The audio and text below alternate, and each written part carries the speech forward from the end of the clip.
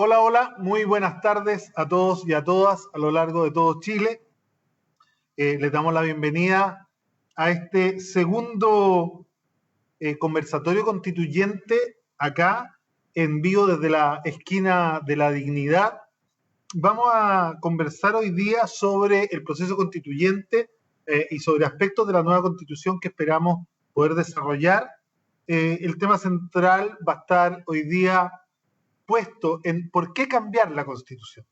Y para esta conversación tan interesante, vamos a contar hoy día pagando una deuda de la semana pasada, porque la semana pasada tuvimos a 3 hombres en este conversatorio, porque a última hora nos falló la paridad. Hoy día vamos a conversar con 3 mujeres tremendamente destacadas, cada uno en su ámbito. Nos acompaña nuestra panelista permanente, Bárbara Sepúlveda, quien, como ya sabemos, es abogada con un magíster en Derecho Constitucional, otro magíster en Género, también realiza clases en Derecho Constitucional en la Universidad Alberto Hurtado y es miembro de la dirección jurídica de esta universidad, además de candidata a constituyente, ¿no? Está también con nosotros hoy día Ramona Reyes, alcaldesa de Paillaco, colega notable, una compañera entrañable, matrona que trabajó en distintas postas rurales en Paillaco, fue directora de salud municipal antes de convertirse en alcaldesa, también fue concejala y es desde el año 2012, ¿no? Y ahora, por lo tanto, vive su segundo periodo, alcaldesa de Paillaco, ¿no? Bienvenida, compañera Ramona. También nos va a acompañar Viviana Ponce de León, también abogada. Estamos rodeados de abogados, este es un mal muy difundido en nuestro país. Es profesora de Derecho Constitucional la Viviana Ponce de León, es doctora en Derecho de la Pontificia Universidad Católica del Norte, compartimos casas de estudio. Yo tengo una licenciatura en Gestión de Calidad Total allá en la Católica del Norte. Actualmente se desempeña como profesora auxiliar del Instituto de Derecho Público de la Universidad Austral de Chile. Viviana, muy bienvenida, muy buenas tardes y muchas gracias a las 3 por estar hoy día aquí. Vamos a partir inmediatamente con la primera consulta, ¿no? Se la voy a hacer a Bárbara para partir. Bárbara, ¿cómo afecta la Constitución nuestras vidas cotidianas? De aquí quiero llegar a esa pregunta tan importante hoy día de por qué cambiar la Constitución. Gracias, Daniel. Y también quiero saludar a Ramona y Viviana en este panel de mujeres. Estoy muy contenta de ser parte de este panel. Y es una tremenda pregunta porque finalmente cuando pensamos en por qué queremos cambiar la Constitución, tenemos esta idea de un cuerpo normativo que está lejano a la ciudadanía, que aparece como en abstracto y pareciera que no tiene ninguna incidencia real en nuestras vidas. Esta Constitución tiene muchos motivos para ser cambiada, hay varios que son históricos, pero actualmente me parece que uno muy importante es precisamente la incompatibilidad de la actual Constitución, la Constitución del 80, con las demandas sociales. Y esa es una incompatibilidad que ha sido demostrada, porque cada vez que se han intentado hacer transformaciones sociales grandes, la misma Constitución del 80 ha servido como el principal obstáculo para detenerlas.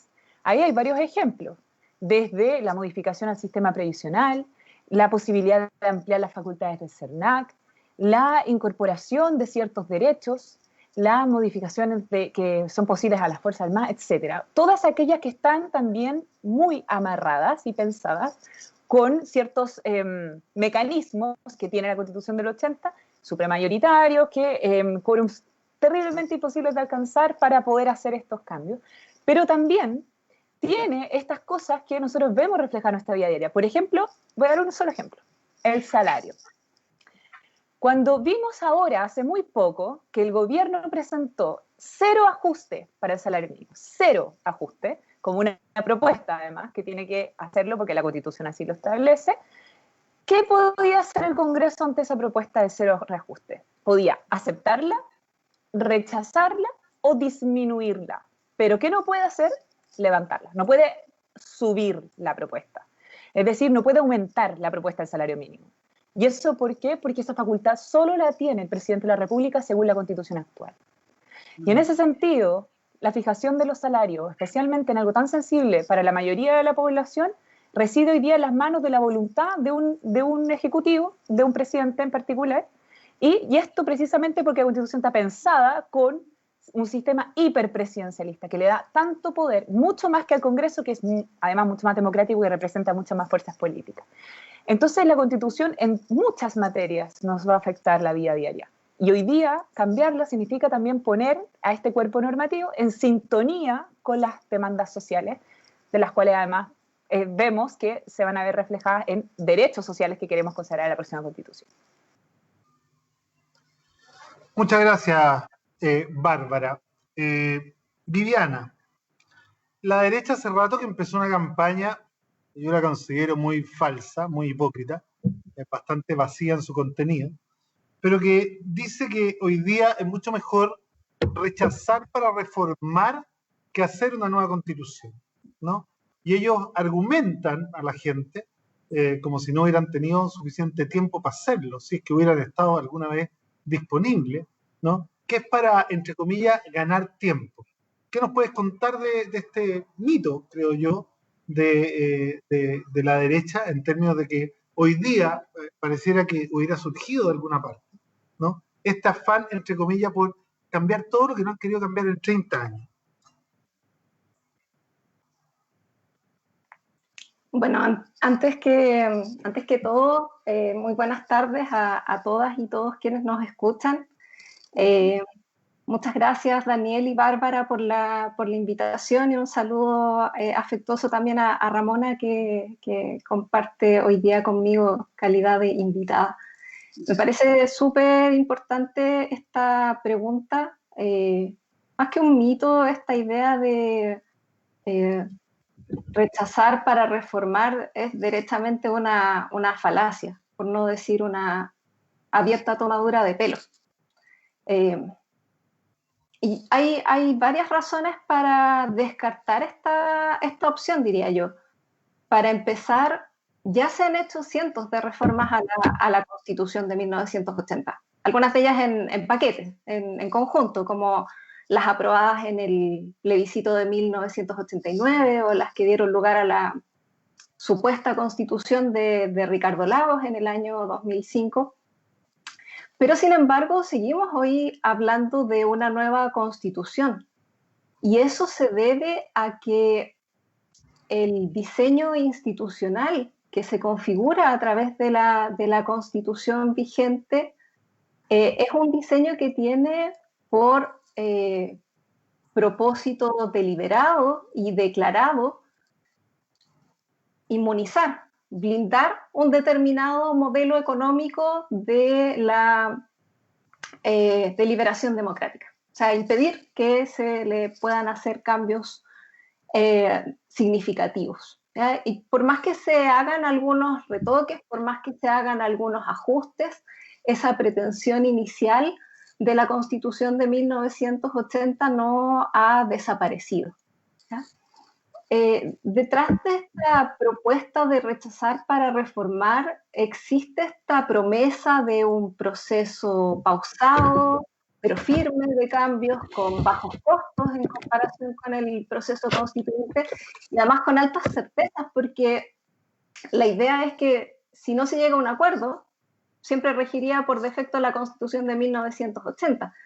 Pero esa promesa a estas alturas ya ha sido defraudada en tantas oportunidades que es difícil tomársela en serio. El gobierno no ha sido, o digamos en general el sector que promueve la opción del rechazo, no ha sido capaz de promover iniciativas que contribuyan a una mayor justicia social. Se ha opuesto a la mayoría de ellas en el Congreso, y en las oportunidades en que se ha logrado avanzar en el Congreso, recurre luego al Tribunal Constitucional. Así lo hemos visto, por ejemplo, en materia de reformas laborales y específicamente a propósito de la titularidad sindical, del derecho a negociación colectiva, en materia de salud, a propósito del pilar solidario del auge, en educación, en el refuerzo de las potestades, de las potestades fiscalizadoras del CERNAC y en una serie de otras iniciativas. Uno de los episodios más recientes que se me viene a la mente fue la oposición a la disminución de la jornada laboral. Como tercera cuestión, creo yo que hay que considerar la real envergadura del problema constitucional. Aquí estamos enfrentados a un problema de derechos, no tanto porque esos derechos o algunos de ellos no estén consagrados en la Constitución, como la salud, la educación, la seguridad social, sino más bien porque su consagración es meramente nominal. Pero también tenemos un sistema político que es incapaz de procesar demandas sociales, que las deja insatisfechas, que genera frustración y que no tiene cómo encauzar esa frustración, ese malestar. Y ese sistema se sustenta en una serie de vetos al proceso político que, aunque algunos de ellos ya no están vigentes y han sido eliminados, eso hay que reconocerlo, otros subsisten hasta el día de hoy, algunos de los que mencionaba Bárbara recién, ¿cierto? Los quórums de reforma de la Constitución, la misma competencia del Tribunal Constitucional, las atribuciones del presidente de la República en el marco de este sistema hiperpresidencial que nos rige. Y por si todo eso no fuera suficiente, además hay una práctica sumamente arraigada a nivel de operadores jurídicos del Tribunal Constitucional específicamente, que reconoce que hay ciertos contenidos que formalmente no están en el texto constitucional, pero que sin embargo son materialmente parte del mismo como legado de la Comisión Ortúzar. El ejemplo más evidente es el del principio de subsidiariedad, que sin duda alguna guía de manera muy determinante lo que se considera hoy en día como una intervención estatal tolerable. Entonces, para responder más directamente a la pregunta, y ya con esto voy cerrando, cuando se piensa en la relación entre la Constitución y las demandas sociales que condujeron al estallido social o que se han ido presentando con ocasión de la pandemia, se hace evidente que el problema no está en una norma en particular, ni en un capítulo en particular de la Constitución, sino que se proyecta a lo largo de todo su texto y en una cultura institucional. Y siendo así, pensar en abordar esta cuestión por la vía de reformas parciales parece un absurdo. Gracias, Viviana. Ramona querida. Además, Ramona, además de ser alcaldesa de Payaco hoy día, yo les quiero comentar que es vicepresidenta de Pueblo Originario de la Asociación de Municipios Constituyentes, que es una asociación que formamos hace algunas semanas, un grupo bastante nutrido y extendido de alcaldes, con el afán precisamente de promover, ¿no?, esta discusión en nuestras comunidades, además de promover la participación. Ramona, siempre hemos dicho que los municipios somos como la segunda división de la política chilena, ¿no? Tenemos pocas atribuciones, tenemos pocos recursos, tenemos poca autonomía. ¿Cómo crees tú que podrían mejorar con un cambio constitucional la capacidad de los municipios de mejorar la calidad de vida de sus ciudadanos y ciudadanas a lo largo de todo Chile? ¿Qué cosas tendrían que pasar y en qué áreas podría tener un impacto? Bueno, Daniel, un gusto de compartir este espacio también con Bárbara y Viviana, que no veo la cara de Viviana, pero algo dijo que estaba acá en la Universidad Austral, que es también la ciudad donde estudié, y soy matrona también. Efectivamente, Daniel, hay tantas cosas que pasan. Yo siempre digo así, que estamos en la segunda división, dices tú, de la política. Yo digo que nosotros somos la trinchera, somos donde estamos todo el día, alcaldes y alcaldesas, 345 alcaldes y alcaldesas de distintos partidos políticos, de distintas edades, con distintas motivaciones del por qué estar ahí, pero estamos todos en la trinchera todos los días, escuchando a los vecinos y vecinas y sumidos con tantas responsabilidades, pues. Si este país no cambia o no ordena de una nueva forma estas normas de convivencia que van a ser, ¿no es cierto?, la nueva constitución provocadas por el estallido social, porque como bien lo dicen las expertas acá, son ciertas garantías nominales las que tenemos. Los municipios de Chile nos hacemos casi todos cargos de salud y de educación. Y que distinto es hacerte cargo de salud y educación cuando manejas un presupuesto de 1.000 millones de pesos, cuando dependes del fondo común municipal de un 60 o un 70%, o 5.000 millones de pesos, que es lo que manejo yo en la comuna de Payaco, que también tenemos una dependencia de fondo común municipal de casi un 70%. ¿Cómo hacemos y cómo vemos esta realidad en Chile tan diversa? ¿Qué pasa en Putre? ¿Qué pasa en Aysén? ¿Qué pasa en Rapa Nui? Entonces siento que efectivamente los gobiernos locales, quienes estamos en las trincheras, requerimos muchas más facultades, requerimos que este país se descentralice y eso tiene que quedar definido en esta carta fundamental. Este exacerbado presidencialismo, este exacerbado centralismo santiaguino, ustedes están... Daniel, tú eres de Santiago, una comuna populosa, ha costado mucho lograr romper esquemas y hacer cosas, como por ejemplo esto maravilloso que han sido las farmacias del pueblo, pero con cuánta pelea, con cuánta lucha significó poder sacar esto y poder nosotros también tenemos farmacia del pueblo. Entonces parece que todo pasa en Santiago. Esta constitución no garantiza la salud de nuestras personas, porque nosotros, los municipios, quienes tenemos que, ¿no es cierto?, nos financian por per cápita, pero muchos de los recursos dependen de lo que podamos pasar desde las municipalidades a los departamentos de salud municipal. Lo mismo para quienes todavía estamos administrando educación. Entonces, tenemos 345 sistemas de educación, tenemos 345 tipos de hacer salud o de cómo responder a estas necesidades básicas, al menos en atención primaria, en salud de nuestra población. Entonces, estas cosas tienen que quedar claras, ordenadas, tenemos que tener mayores facultades, tenemos que tener mayor decisión de la toma de temas tan importantes como, por ejemplo, también la vivienda. Tenemos tanta gente, tantos comités de allegado, tantos comités de vivienda que esperan 8, 10, 16 años. Hace unos días nosotros estábamos celebrando un grupo de 40 familias que después de 16 años ganaron el subsidio para construir su vivienda. Pero 16 años no será mucho, es toda una vida, es un niño que se crió de allegado y que está ahora ya en tercero medio.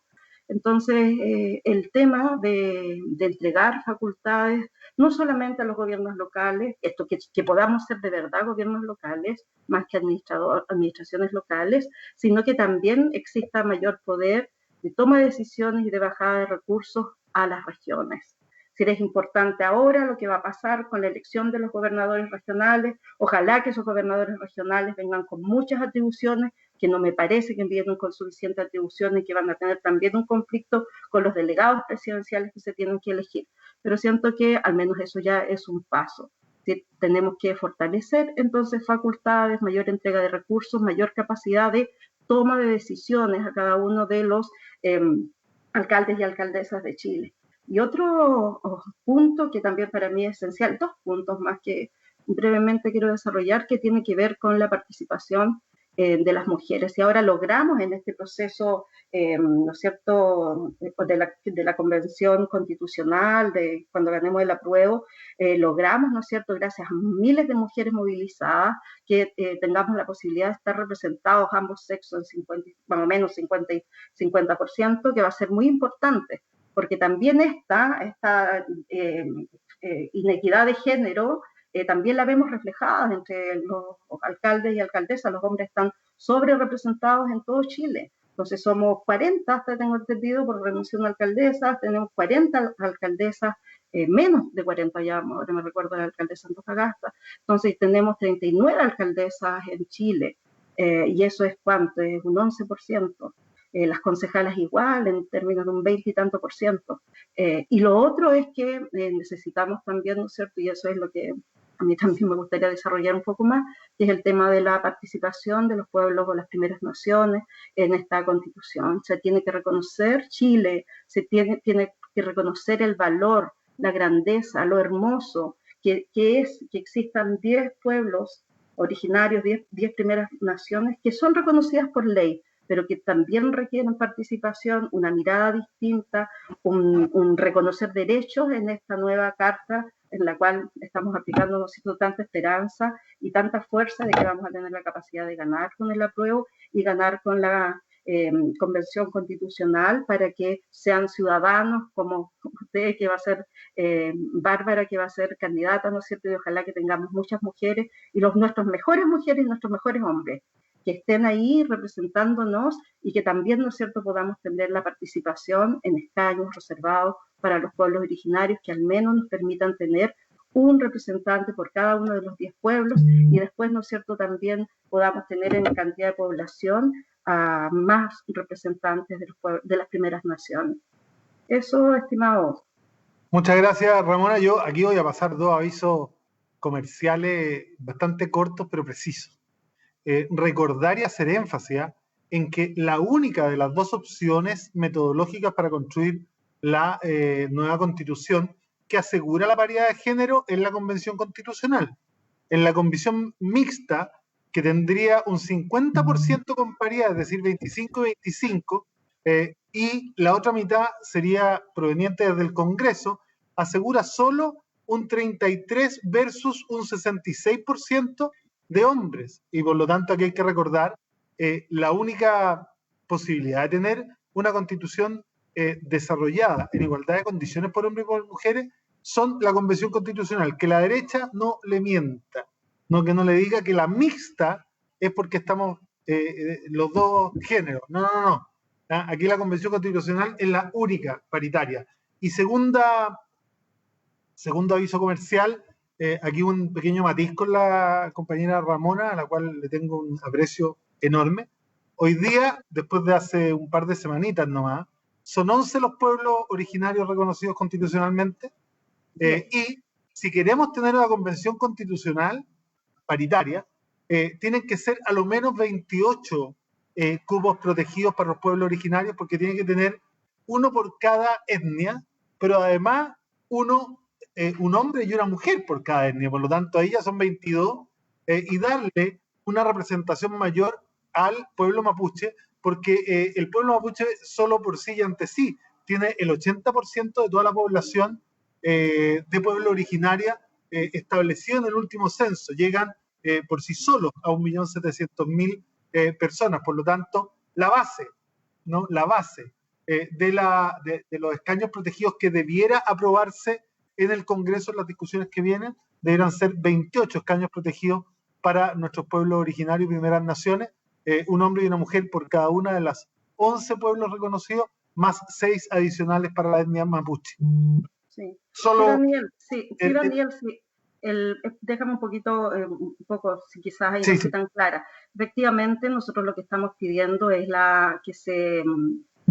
que se respete el 13% de personas que se autoidentificaron en el censo del 2017 como perteneciente a alguna de los pueblos originarios de Chile. Son 10, porque recién éramos 9 los reconocidos por ley y recién hace un par de días se incorporaron los changos. Y efectivamente nosotros estamos pidiendo participaciones. Primero es con paridad de género, es con representación de uno de cada pueblo, así que ya van 10, y luego tiene que ir la relación a la población. Efectivamente, el pueblo mapuche somos 1.700 y tantos, pero tenemos quechua, 33.000, ¿cuántos se llaman acá? No veo muy bien, los licanantay, 31.000, los quechua, 169.000, diaguitas, 22.000 y tantos, y también pueblos pequeñitos como Cahuáscar, con 2.200 personas, los yaganes, 2.200 personas. Entonces sí, acá nosotros a todos los integrantes de los pueblos originarios nos interesa tener escaños supranumerarios, no como un poco lo que está, porque en este instante estamos en comisión de Constitución en el Senado, Entonces nosotros no queremos, como se está como observando, que parece que quieren que dentro de los 155 cupos de los convencionalistas constituyentes tengamos ahí acceso a escaños reservados. Nosotros queremos que por sobre esto tengamos nuevos escaños reservados para los pueblos originarios. La derecha está panicada porque de ser 20, ¿no?, ya perderían la posibilidad de vetar al Estado plurinacional e intercultural que como mayoría queremos construir. Vamos a la siguiente, Bárbara. Otro de los mitos que hace correr la derecha, ¿no?, es esto de que ¿será posible que a pesar de que cambiemos la Constitución completa, finalmente no cambie nada? Sí, he escuchado ese mito también. Oye, antes de responder, solo quería hacer un alcance sobre su conversación sobre la participación del pueblo originario, y es que el reconocimiento que tienen hoy día los pueblos originarios es legal, y lo que estamos apostando es un reconocimiento constitucional, que en el fondo podría darle además la relevancia y el trasfondo histórico que tienen los pueblos originarios y una participación adecuada en la democracia que estamos tratando de construir.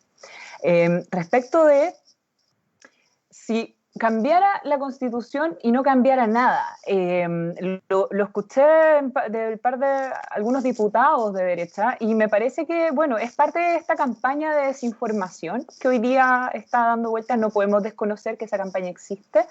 Es una campaña que ha tratado de instalar esta idea de que esto sería simplemente un maquillaje, una cuestión que va a requerir mucho esfuerzo, especialmente fiscal, porque le han puesto muchas fichas a ese tipo de mensajes, para que después finalmente nada cambie, sigan gobernando los mismos y todo siga reproduciéndose tal cual. A mí me parece, primero, que eso es bastante difícil. Creo que de hecho las cosas sí pueden cambiar. Obviamente que se requieren ciertas condiciones para esos cambios, cuando estamos hablando de los cambios sustantivos, reales y profundos que además nosotros estamos proponiendo. Si fuesen cambios simplemente maquillaje, en ese caso, en el fondo lo que ellos quieren legitimar es su discurso de rechazar para reformar. Aquí, cuando hablamos de cambiar una constitución, también estamos apostando a otros cambios que son tremendamente grandes, que tienen que ver con el modelo del Estado, que tienen que ver con el modelo democrático de gobierno, que tiene que ver con la consagración de los derechos, el reconocimiento de los pueblos originarios, la incorporación de una perspectiva de género de punta a cabo en la Constitución. Y todas estas cosas, además de la redistribución del poder para hacer un país realmente democrático, evidentemente que van a cambiar nuestras vidas y nuestra manera de relacionarnos entre nosotros y nosotras. Yo creo que hoy día hay muchos ejemplos en cómo podríamos avanzar siempre y cuando muchas cosas vayan de la mano también para hacer grandes cambios y cambios reales que se materialicen, que yo los pueda notar en mi vida. Y, por ejemplo, voy a dar un ejemplo respecto a las mujeres y esto que existe hoy día del Estado subsidiario, y, por ejemplo, que no se garantice el derecho a la salud como tal, sino que esta cuestión que se inventó la Constitución del 80, que es como la opción de elegir entre un sistema o el otro. Una opción totalmente falsa de todas maneras, eso como nota al pie. Nadie puede optar entre el sistema público y privado, eso también es una falacia. Sin embargo, estas falsas libertades, estas falsas opciones que hoy día se conocen como el derecho a la salud, que está en la Constitución del 80, no tiene, por supuesto, una conformación ni el peso que tiene a nivel internacional o cuando hablamos de derechos humanos. El derecho a la salud es un derecho muy complejo y que requiere además distintos enfoques, no simplemente sanar, sino que también prevenir, rehabilitar, etc. Hoy día, con un Estado subsidiario y sin consagrar el derecho a la salud como corresponde, muchas veces los cuidados de las personas enfermas crónicas quedan a cargo de las familias. Porque precisamente el Estado también no solo va a descansar en los privados como empresas privadas para la prestación de los servicios sociales, sino que también descansa en la figura de la familia, como esto que está entre medio, y sobre eso pone todo el peso de los cuidados de estas personas enfermas crónicas. Lamentablemente, como en Chile no hay corresponsabilidad en los cuidados, cuando hablamos de quién se va a quedar en la casa, quién va a renunciar al mercado laboral, quién va a disminuir sus ingresos, van a ser las mujeres. Las mujeres que mayoritariamente van a asumir esta tarea de cuidadoras, que nadie les va a reconocer, que nadie va a reconocer como trabajo, que nadie va a remunerar además, porque es un trabajo familiar que se hace por amor, afecto, etcétera, y que además, incluso, si no fuese así, y existiera corresponsabilidad en la casa, etcétera, y el hombre quisiera quedarse al cuidado, tampoco le conviene a esa familia porque en Chile las mujeres ganan un 30% menos que los hombres. Entonces, vamos viendo que se va complejizando el problema y además las mujeres que se dedican 100% a los cuidados de otras personas enfermas desarrollan un síndrome que se llama síndrome del cuidador, que debe llamarse el síndrome de la cuidadora, y finalmente generan una patología de salud mental que es muy similar a la depresión. Cortan sus vínculos familiares, cortan sus vínculos además con amistades y se encierran en el ejercicio de esta labor. ¿Qué pasó? Pasó que de tener una enfermedad crónica, pasamos a tener dos en la misma familia, ahora con una patología de salud mental asociada. Es decir, se transformó en un problema más complejo de salud simplemente por un Estado que no es garante del derecho a la salud y que además no es garante de la prestación de los mismos derechos a los cuales que le están regulados en la Constitución de forma insuficiente o no. Mi postura, y supongo que además la de todo en este panel, es que es del todo insuficiente. Pero entonces, cuando pensamos en los cambios posibles en las vidas diarias, estamos hablando de este tipo de cosas. Estamos hablando cómo vamos a considerar entonces ahora el enfoque. Si ya aprendimos el error, vimos que esto no funciona, que el Estado subsidiario no funciona, que el sistema democrático está obsoleto, que hay distintas falencias y que hoy día la ciudadanía está clarísima de cuáles son. Entonces vamos a empujar esos cambios y vamos a avanzar a un modelo de Estado distinto, a un modelo de Estado garante de derechos, vamos a redistribuir el poder entre hombres y mujeres, vamos a hacer participar a los pueblos originarios de las decisiones incumbentes y de toda la democracia, a la vez que vamos a reconocer todas las otras identidades que han sido históricamente excluidas. Y si eso no cambia las vidas diarias, yo realmente me pregunto entonces, ¿qué va a hacer? Porque me parece, claro, este es el marco jurídico que abre la posibilidad al cambio, a las transformaciones que además, bueno, requieren avances culturales y todo eso. Pero es abrir la posibilidad al cambio. Y eso le teme mucho a la derecha. Oye, solo antes de pasar a la próxima pregunta, Viviana, hacer un comentario. No hay que olvidar que hay algunos programas de algunos precandidatos presidenciales que se han propuesto reconocer constitucionalmente el trabajo doméstico y de cuidado, además de valorarlo y pagarlo, ¿no?, con cargo a impuestos generales de la nación. Solo un detalle, ¿no?, más para saber, porque efectivamente, en vez de seguir peleando, y aquí quizás yo tengo una diferencia con alguna vertiente del movimiento feminista, por repartir de mejor manera entre los géneros el trabajo no reconocido, hay que pelear porque todos los trabajos tengan reconocimiento constitucional y se paguen en el valor que tienen, ¿no? Porque nadie podría explicarle, ningún economista, por qué el trabajo doméstico fuera de la casa propia tiene valor 350, 400 lucas y dentro de la casa propia vale 0. Eso no es posible y tenemos que cambiarlo. Viviana, una pregunta acerca de cuáles son, según tu parecer, las incorporaciones más relevantes que debiésemos tener en la nueva Constitución para asegurar todos estos cambios que ustedes han planteado, las tres, ¿no?, de tal manera de ir acercándonos a ese Chile que queremos. Todos sabemos que el solo hecho de aprobar la Constitución no nos va a cambiar la vida, pero efectivamente sí va a abrir un proceso de discusión democrática muchísimo más democrática que ahora, en donde la mayoría y las minorías se van a expresar con mayor claridad y contundencia en todos los espacios de decisión. ¿Cuáles, según tú, serían esas incorporaciones clave para mejorar la vida de las personas? Esta me parece a mí que es una pregunta especialmente sensible y que amerita ser tratada con harta seriedad, con harta responsabilidad, porque en este contexto se corre siempre el riesgo de generar expectativas poco realistas que podrían verse defraudadas. Es cierto lo que tú dices, que una nueva constitución no nos va a cambiar las condiciones materiales de vida de la noche a la mañana. No nos va a incrementar al día siguiente de su eventual aprobación nuestra remuneración, ni va a generar pensiones más elevadas, ni va a resolver la crisis de escasez hídrica, ni nos va a tornar automáticamente en una sociedad más igualitaria. Eso no ocurre solo porque lo diga una nueva constitución. Pero lo que sí podría ocurrir, y esto es muy importante, es que la nueva constitución posibilite una nueva forma de hacer política, donde ciertas opciones no estén vedadas de antemano, que es lo que ocurre actualmente. Y pienso yo que si ese es un aspecto importante del diagnóstico del problema constitucional, entonces los nuevos contenidos, las propuestas de nuevos contenidos, deberían apuntar a eliminar esos vetos de ciertas opciones de desarrollo político. Por supuesto que no hay una sola propuesta consolidada de antemano, hay varias propuestas y no hay una sola propuesta consolidada porque justamente el llamado a la ciudadanía es primero que manifieste si desea una nueva constitución y cuál considera que es el mecanismo adecuado para crearla.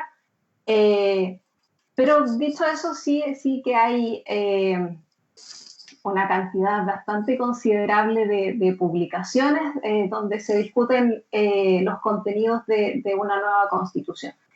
Y ya entrando más directamente a la pregunta, hay, diría yo, 3 órdenes de acción, ¿cierto? Uno que tiene que ver con los derechos fundamentales, otro que tiene que ver con cuestiones de diseño institucional, ¿cierto? De configuración de poder de los órganos del Estado, y un tercero que tiene que ver con esta cultura institucional a la que yo hacía referencia en la pregunta anterior, ¿cierto? Que no está basada necesariamente en lo que explícitamente señala el texto constitucional, sino en ciertas ideas que se asumen como parte integrante de la Constitución de forma implícita. Entonces,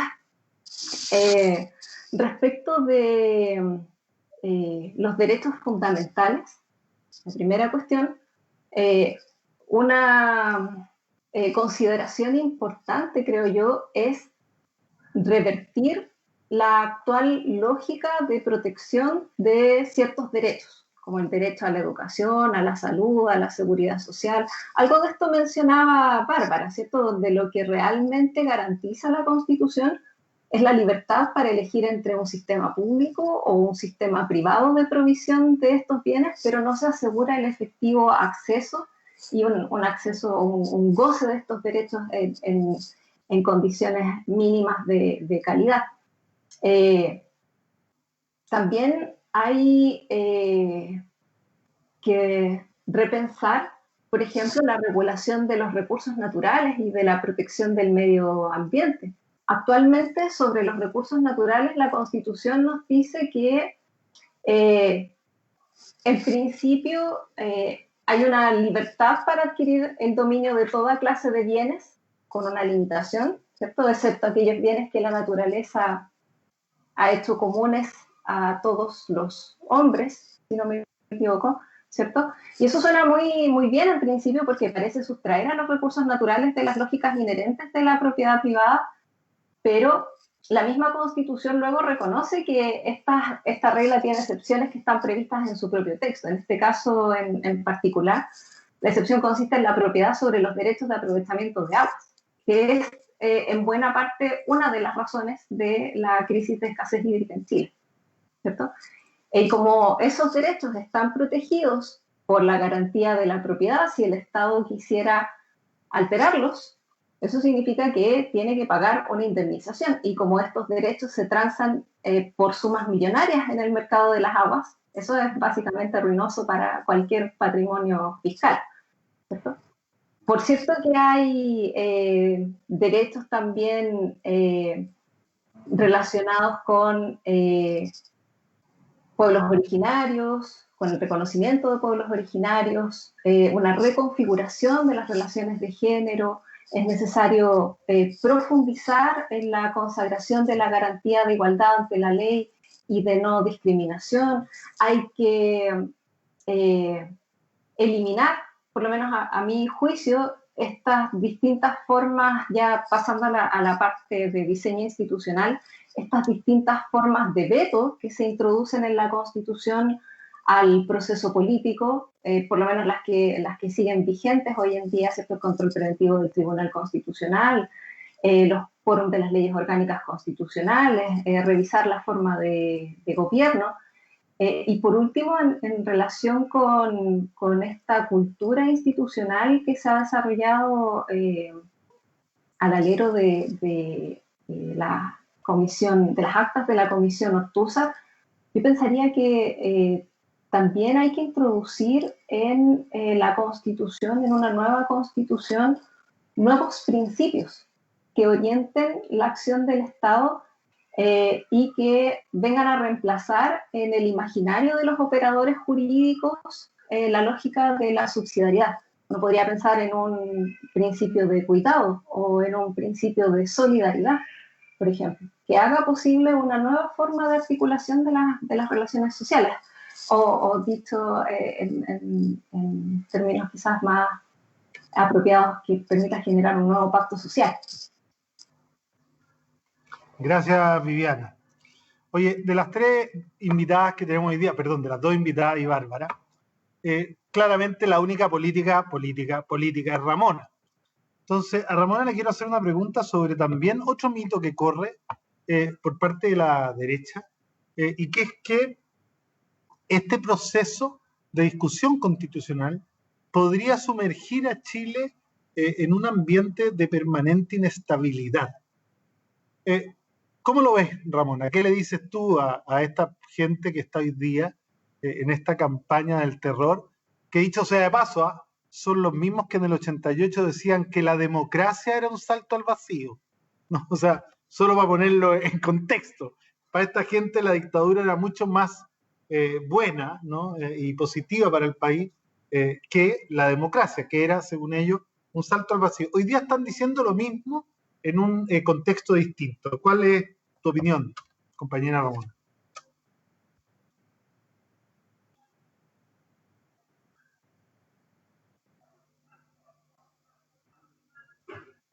Bueno, estimado, solamente recordar al ex senador Alamán, ¿no es cierto?, y a la ex ministra Cubillos, cómo defendían por estos días esta postura del Chilezuela, de lo dramático, o recuerden de la alusión del discurso del presidente Allende cuando acudió al Tribunal Constitucional por la senadora Ena von Baer. Bueno, recordar que esta gente que se opuso tan tenazmente al divorcio, y que después se divorciaron. Y después se divorciaron. Entonces, un poco ese es el antisentido de todo esto, es decir, esta campaña del terror que difunden, de verdad es que yo creo que no se les cree, yo no les creo, la gente no cree, los jóvenes no creen, las mujeres no creemos, los pueblos originarios no creemos en nada de esta campaña del terror. El otro día vimos, sí, parte de lo que podría ser Chilezuela cuando este gobierno no fue capaz de controlar y poner un coto adecuado en el momento adecuado a este paro de los camioneros, que nos estuvo ahí peligrando el abastecimiento en todo Chile de las verduras, haciendo filas por horas a las personas, a los ciudadanos para poder conseguir combustible, a gente desesperada para poder llevar calefacción a su casa, al menos acá en el sur, para poder tener benzina para prender sus estufas.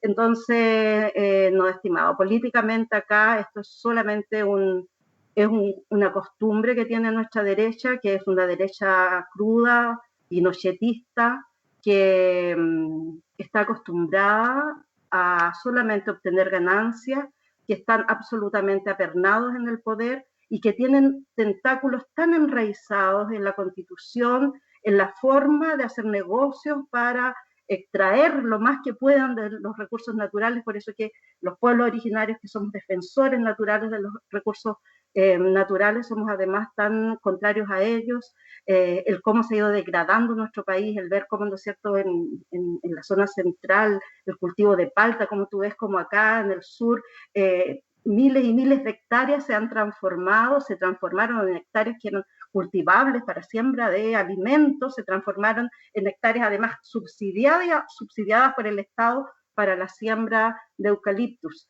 y de pinos para la venta, porque acá el concepto que tiene nuestra derecha pinochetista es el que la tierra solo sirve para volverla a cosechar, que es absolutamente distinto lo que nosotros, al menos el pueblo mapuche, piensa, siente y la forma en que ve, ¿no es cierto?, con la cosmovisión a la madre tierra. Siento yo que es eso, estimado Daniel, es una derecha que está acostumbrada y que sabe, además, Por eso que hay que tener tanto ojo con esto del manejo de la pandemia, esto de la cantidad de recursos que han llegado además para el financiamiento de las campañas de apruebo o rechazo. Salía por el otro día una información en que ellos han aportado cerca del 70% de los recursos para financiar el rechazo. Entonces aquí vamos a ver una campaña comunicacional de terror, pero además con mucha utilización de recursos. Y están todos los viejos estandartes y algunos jóvenes, lamentablemente, estandartes también desplegados por todo Chile, sembrando el terror de que va a haber ingobernabilidad. Yo creo que el despertar de Chile en octubre del año pasado demuestra que si no se hacen los cambios que se requieren, sí que va a haber un descontrol. Y por eso yo confío tanto que este proceso, este primer acercamiento, ¿no es cierto?, para ganar el apruebo, para además elegir la segunda alternativa, que es la Convención Constitucional, porque hasta eso nos quitaron la posibilidad de tener el nombre de la Asamblea Constituyente. Entonces, tenemos que reconocer que aquí hay mucha inteligencia, que aquí hay una planificación del gobierno, con todos los recursos que significa ser gobierno, pero que aquí hay una representación absolutamente dura y clara de la derecha pinochetista tratando de defender sus intereses propios, privados, de su familia, sus recursos, que no han sido todos bien adquiridos durante estos años y que tienen al pueblo chileno con estas desigualdades tan brutales, esta inequidad tan brutal, que parece que tenemos varios Chiles dentro de este mismo Chile y que ahora con esta pandemia hemos podido ver allá en Recoleta, en Puente Alto, en comunas donde de verdad que es increíble cuando el ministro Mañalich dijo que, el ex ministro Mañalich dijo que él se había impresionado de la precariedad con la que vivía nuestra gente, por Dios, ya segunda vez que era ministro de Salud. Esa es la derecha dura, que no sabe, no conoce el país en el que estamos viviendo, no conoce cómo vive nuestra gente, y por eso que pueden tener la capacidad, o no sé yo cómo lo pueden hacer, presentar un proyecto de ley de salario mínimo sin que se aumente. Estamos hablando de un salario mínimo de ¿cuánto? De 300 y tantos mil pesos, pues lo que se gastan en una cena. ¿Cómo se llama? Lo que le dan a los hijos, la mesada de los hijos. Entonces es esa la derecha con la cual nosotros tenemos que acostumbrarnos y estar en la pelea cotidiana, los que somos de izquierda, los que tenemos claridad de lo que hay que hacer y tenemos, ¿no es cierto?, también el deber de avanzar, promover, ¿no es cierto?, el que podamos tener las mejores constituyentes para que podamos hacer una buena constitución, una generosa constitución que tenga una mirada solidaria, una mirada integradora, una mirada de respeto, una mirada de participación de las mujeres, de los que no han tenido voz, y especialmente de cada uno de los integrantes de nuestras primeras naciones, que respeta a los niños, a las niñas, que cuida a nuestros adultos mayores y que no sea una desgracia que una profesora después de 30 años de trabajo jubile con una pensión que es absolutamente una pensión que tiene que retroceder en su forma, en su calidad de vida, en tanta cantidad de cientos de pesos que de verdad quedan en línea de la pobreza. Eso siento yo que es lo que hay que hacer y que no hay que distraerse en esto. La derecha está haciendo un trabajo de joyería y nosotros, que somos más, somos los conscientes, tenemos que estar atentos a esto. Muchas gracias, Ramona. Una pregunta que nos está llegando desde Nora Bosset, espero haberlo pronunciado bien. Dice, si nos pudieran explicar ciertamente si esta nueva constitución realmente empezará a foja cero para una nueva Carta Magna, o como he escuchado en algunos paneles, solo eliminará las modificaciones de la constitución realizada en el gobierno de Ricardo Lagos y mantendrá la constitución de Pinochet. Bárbara. No había escuchado eso yo. Me parece del todo novedoso que se esté planteando que vamos a hacer un proceso constituyente para modificar la reforma de Lagos y quedarnos con el texto de la Constitución del 80. Solo una interrupción corta, Bárbara. Más allá de la pregunta que hace Nora, hay que recordar que Renovación Nacional acaba de ingresar al Parlamento un proyecto precisamente para plantear que todas las cosas que nos lleguen a los 2/3 de acuerdo van a quedar definidas por la Constitución del 80. No es hoy día una ley, pero la derecha lo acaba de presentar y yo creo que en esa dirección va esta consulta. Están proponiendo en el fondo que no exista la hoja en blanco, pero en este momento, de hecho, lo que vamos a ir a hacer es construir una constitución nueva. Por lo tanto, hay que pensar también que hay otros proyectos de ley, si uno quisiera pensar, que para resolver el problema de lo que no se acuerde por los 2/3, también podría uno pensar que eso se puede plebiscitar en la salida para que sea el pueblo quien vote y defina esos temas que son más peliagudos o que son realmente trascendentales, donde yo creo que eso va a suceder. O sea, el enfoque del Estado subsidiario versus el Estado social y democrático de derecho va a ser un tremendo choque. Yo espero que tengamos la mayoría suficiente. Sin embargo, es posible que eso no se logre y en ese caso, ¿quién lo va a dirimir? Porque tampoco podemos pensar esto, porque había una maquinación también ahí detrás de esta campaña de desinformación que decía, no importa, todo lo que no quede en la Constitución por la constituyentes va a quedar para las leyes.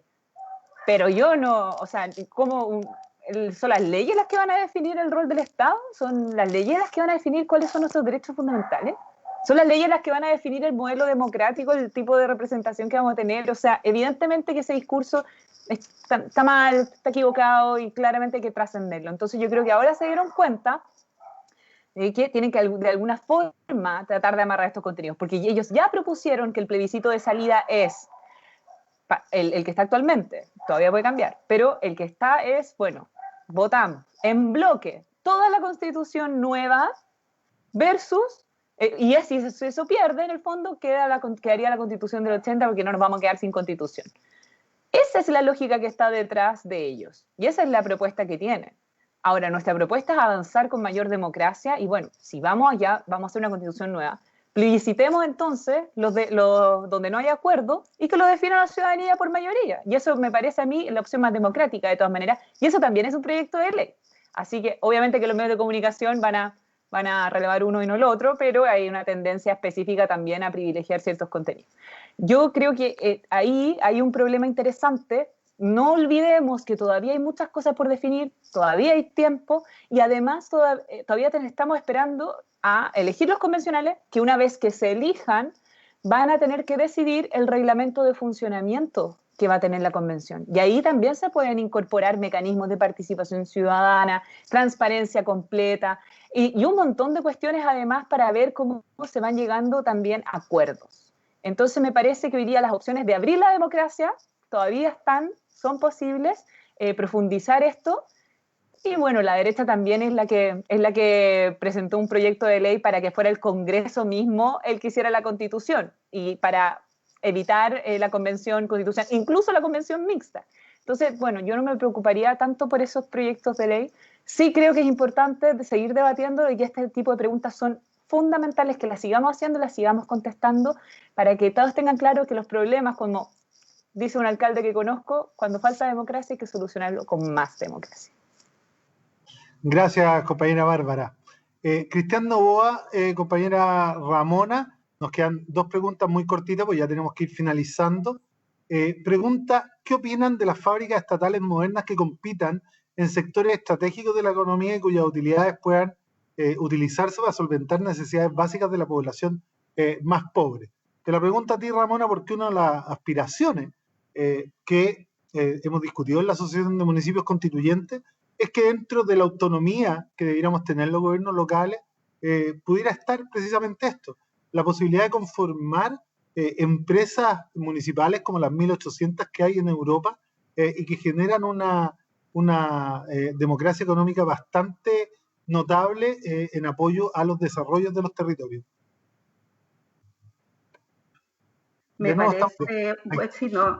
parece que bonita pregunta, porque efectivamente si se reducen, ¿no es cierto?, las utilidades de las grandes empresas, de los grandes consorcios empresariales, que yo no digo que no los vamos a eliminar, pero sí se favorecieran todo este tipo de empresas, cooperativismo, asociativismo, que permita que las utilidades queden en los trabajadores. Eso es un poco lo que nosotros queremos y es, ¿no es cierto?, igual Daniel, aprovechando aquí ser autorreferente, lo que estamos tratando de ver también con las empresas de aseo, con todo tipo de asociativismo que nos permita que podamos dejar las utilidades y transformarlas estas en mejoras de las condiciones de vida de los trabajadores y las trabajadoras. Los sueldos que se pagan en este país son tan bajos, son tan altas las horas que se tiene que trabajar, cuánta gente en mi territorio se tiene que desplazar 1, 2 horas, bueno, es lo mismo que pasa en Santiago, ¿no es cierto?, para ir a buscar trabajo o para ir a trabajar a otro lado. ¿Cuánto desgaste físico tienen también nuestras mujeres, por ejemplo, quienes trabajan en casas como empleadas de casa particular, después llegar a hacer el mismo trabajo en sus casas? Es decir, cualquier tipo de empresas que nos permitan mejorar los ingresos de las familias y optimizar el uso de los recursos naturales, a mí me parece esencial, y creo que tiene que ser un punto que tiene que quedar bastante claro y ordenado en esta nueva convención que vamos a realizar entre todos chilenos y chilenas, mujeres, hombres y pueblos originarios, que vamos a tener que empezar a trabajar, ¿no es cierto?, después que se elijan ya los constituyentes y las constituyentes. Así que me parece una bonita pregunta, interesante, y que hay que profundizar, porque hay que tener propuestas mucho más claras y concretas. Muchas gracias, Ramona. La última pregunta que tengo, Viviana, es una pregunta más de visión de futuro. ¿Podremos algún día tener un voto electrónico obligatorio de preferencia con sistema y controles de validación con el fin de saber efectivamente quién vota? O sea, no con el fin de saber quién vota, sino que con el fin de poder hacer esto más eficiente y eficaz. ¿Es tan complejo? Yo tiendo a pensar que es complejo. Tiendo a pensar que la introducción del voto electrónico es harto más compleja que la reintroducción del voto obligatorio, por ejemplo. Yeah. Y sé que hay, y han habido en los últimos años varias propuestas, varias iniciativas en orden a reinstaurar el voto obligatorio, que es algo que nos recuerda que detrás de esta libertad, de este derecho, hay también un deber, ¿cierto? Hay una responsabilidad cívica. Pero creo que la razón por la cual podría ser complejo pensar en el voto electrónico es porque a nivel comparado las experiencias no han sido particularmente exitosas o afortunadas, ¿cierto? Se conocen casos de fraude, los sistemas no siempre funcionan adecuadamente. Hay algunos casos bien excepcionales, ¿cierto?, como el de Estonia, pero que tiene una base institucional detrás de su proyecto de ciudadanía digital, que es sumamente robusto y que está a años luz de lo que nosotros tenemos actualmente. No digo que no podríamos tenerlo en algún momento, pero ahora mismo no lo tenemos, ¿cierto? Y esa sería la gran experiencia exitosa. Hablar hoy día de voto electrónico es una cuestión que suscita mucha desconfianza en algunos círculos. Y a mí me da la impresión de que en la pregunta sí se enfatiza la idea de que podamos conocer también el contenido de los votos, y yo creo que en las elecciones la lógica no es la misma que en una asamblea, por ejemplo, o en una reunión social, y no vería como necesariamente algo positivo que todos podamos conocer el contenido de los votos de todos, aunque podría ser una opción a discutir. Por lo menos hay algunas propuestas en teoría en ese sentido. Bien, Viviana, muchas gracias. Ya tenemos que ir cerrando. Yo quiero agradecer desde la Asociación de Municipios Constituyentes la participación de ustedes tres en este segundo conversatorio constituyente. Quiero saludar y agradecer la presencia de Ramona Reyes, alcaldesa de Paillaco, también de Viviana Ponce, abogada, profesora en Derecho Constitucional, Ponce de León, ¿no? Y por supuesto de Bárbara Sepúlveda, que nos va a seguir acompañando en cada uno de los capítulos que vienen todos los lunes de este mes y el siguiente, hasta el plebiscito del 25 de octubre, en donde vamos a salir todos en masa a votar apruebo y convención constitucional. Les doy las gracias a todos y todas quienes nos han estado siguiendo, y por supuesto también un abrazo a Ricardo Vega ahí, que está tras bambalinas haciendo que todo esto funcione. Un abrazo a todas y todos, nos vemos, muchas gracias, colegas. Chao. Gracias.